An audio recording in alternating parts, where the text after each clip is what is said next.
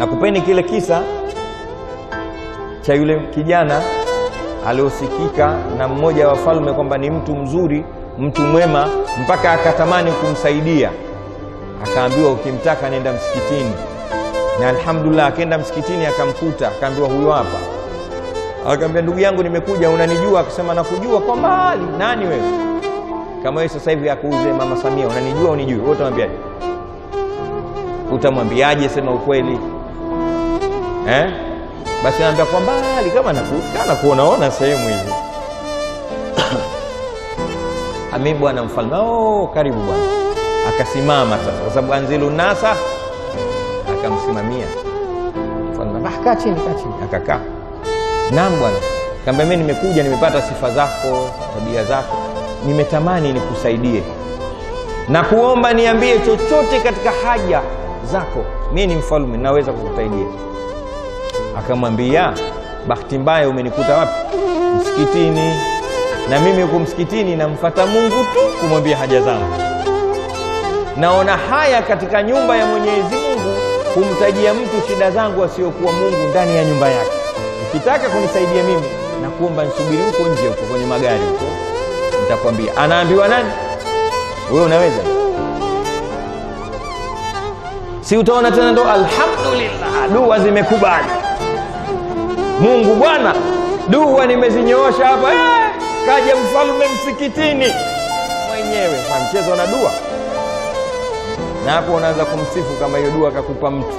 Yule ana vitu yule. Kantajia mstari mmoja tu mfalme kaja. Huyu anaambia hapana, unataka kunisaidia mimi ningoje nje?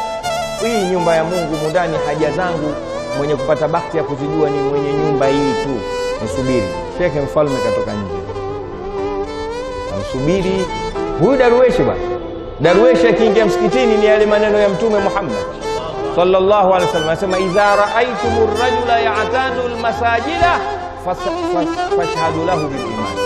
Ukimwona mtu anauzoea msikiti, mshuhudie kwamba huyo ni muumini wa kweli. Darweshi, mtu wa Mungu, akiingia msikitini anaona kuliko kuingia hoteli wala nyumba ya mtu yote raha zake. Ukubali wala hajui, na kisha sahau kama kuna mtu tena mfalme kamwambia ningoje nje. Ya salam. Alipomaliza haja zake katoka kamkuta, upo? Mimi nipo bwana, innal ahda kana mas'ula. Niambie bwana, wala usio na wasiwasi, nipo kwa ajili yako. Una haja gani? Nataka nikusaidie mimi mfalme, nimekupenda wewe kijana.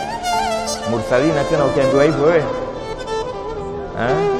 ndio utaomba mimi niwe imamu wa kichangani mkubwa, Walidi awe muadhini.